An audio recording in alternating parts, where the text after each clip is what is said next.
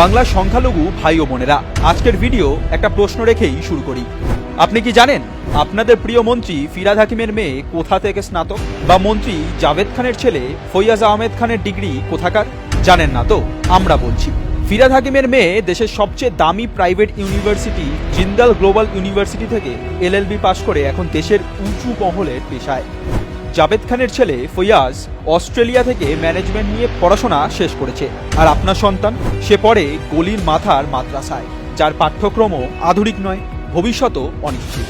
সে কি কোনো কর্পোরেট বা পলিটিক্যাল দুনিয়ার স্বপ্ন দেখে? না, তাকে বলা হয় সেটা তো তোমাদের জন্য নয়। এই যে ফারাক, এই যে ব্যবধান, এটাই তৃণমূলের আসল রাজনীতি।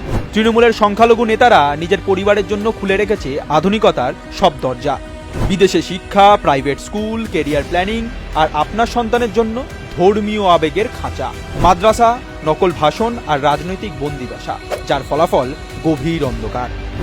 গিয়াসউদ্দিন মোল্লা ছিলেন সংখ্যালঘু উন্নয়ন মন্ত্রী, কিন্তু আজও বাংলার 80% মুসলিম পরিবার রয়ে গিয়েছে শিক্ষা, স্বাস্থ্য ও জীবিকার দিক দিয়ে পিছিয়ে।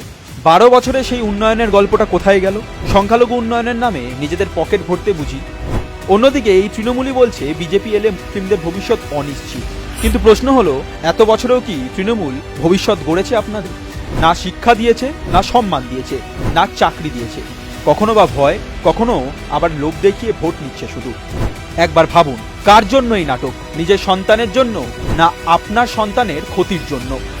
এবার সময় এসেছে জেগে ওঠার, চোখ খুলে প্রশ্ন করার। কারণ মমতার উদ্দেশ্য হলো কোরআন পুরাণে ঝগড়া লাগিয়ে কাজ হাসিল করা। ধর্মের নামে ধোঁকা দেওয়া এই তৃণমূলকে আর কেন বিশ্বাস করবেন আপনারা? নিজেদের অধিকার রক্ষায় জেগে উঠুন, দাবি করুন শিক্ষা, চাকরি, সম্মান আর আপনার সন্তানের সুভবিষ্যৎ। তাই ভোট দিন উন্নয়নের পক্ষে, মোদিজির পক্ষে।